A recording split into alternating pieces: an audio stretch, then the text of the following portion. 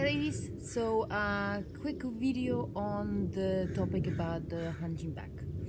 So there's a couple of reasons for that, and it's usually quite common. These are the ones that I know about. I'm sure there's more than one, but usually people tend to hunch when they're quite tall. I know it from myself because I hunch a lot, and I notice it when I film some of my routines for the pole or some tricks, and I notice I'm walking like a monkey. I'm walking forward and I can see that I'm leaning forward even if I'm not noticing that. So usually tall people kind of want to hide their height. When they're standing next to a shorter person, they're kind of looking down at them.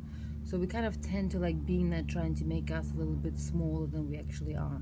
And really the first thing for that to do is to embrace that we are that tall and try to stand up straight as much as we can, right?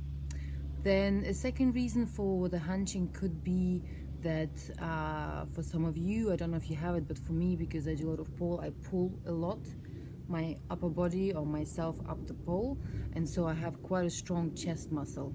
And if you have really strong chest muscle and not a strong your back muscle, and when you do certain pull-ups with the arms together, rather than pulling up this way, where you're using the back, and I use on the pole as it's one pole forward with hands together forward, I use my chest, not my back, so my back muscle actually weaker than my chest muscle, and that pulls my shoulders more forward and makes it more round, if that makes sense. So what I need to do is I really need to counterbalance for that, is to really try to pull my shoulders back a lot and focus on that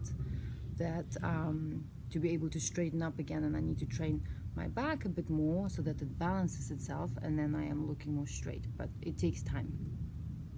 So there are no quick solutions to that, but I can propose you 3 or 4 tips, 3 or 4 exercises that you can do to try to improve it. So first, of course, is being aware that you're hunching, and you constantly have to, and I'll move back so that you can see better, is to pull your shoulders back. So you're here and you feel like your shoulders up, so what you need to do is to pull your shoulders down, push them back. By pushing them back, you're bringing your chest forward. If you have chest, that's great. If you don't have that much, okay, but make it look big. And so you, every time you catch yourself that you are with the shoulders slightly up, you need to push them back and down, back and down, and it's usually this muscle that works for that, to pull back. And same from the side. If you look, if I'm sitting like this, I'm a bit round. If I push back, then I am looking more as a straight.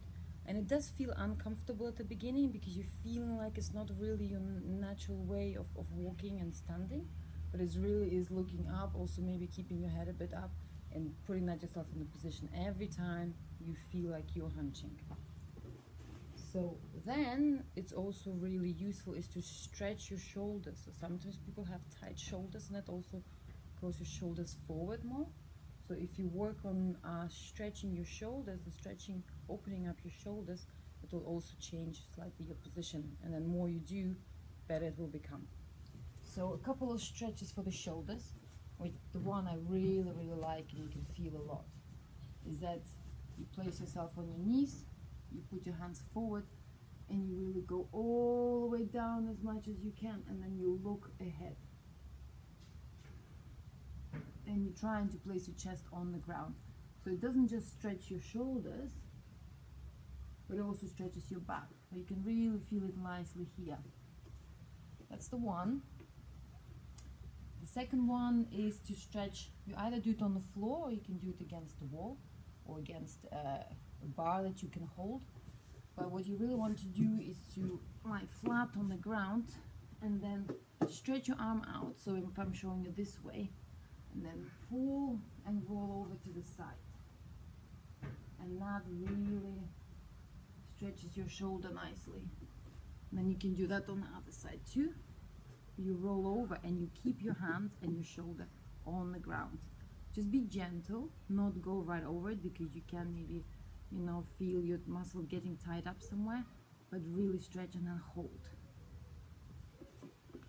If you imagine, you can also hold on to something. So imagine you have, I either some bar or a post or whatever you are, or a wall.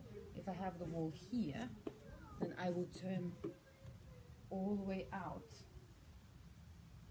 and I would feel that my shoulder really stretches nicely. Yeah, and the same on the other side. And also to strengthen your back, it's sometimes really helpful, and that's something you do from the plank. So if you are in the plank, we call it little kind of hunches. So working your shoulders is that when you push through the shoulders and then you sink into your shoulders.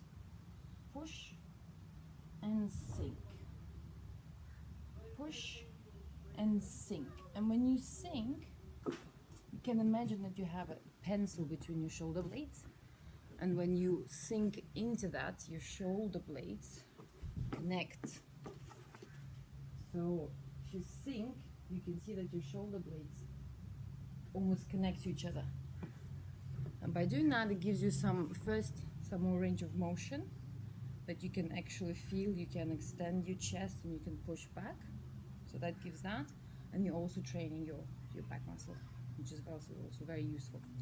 So there you go, 3 tips, 3 exercises, some strengthening, some stretching, paying attention to your, obviously your posture all the time when you're sitting, when you're driving, and work on that continuously, and then you will see some improvement.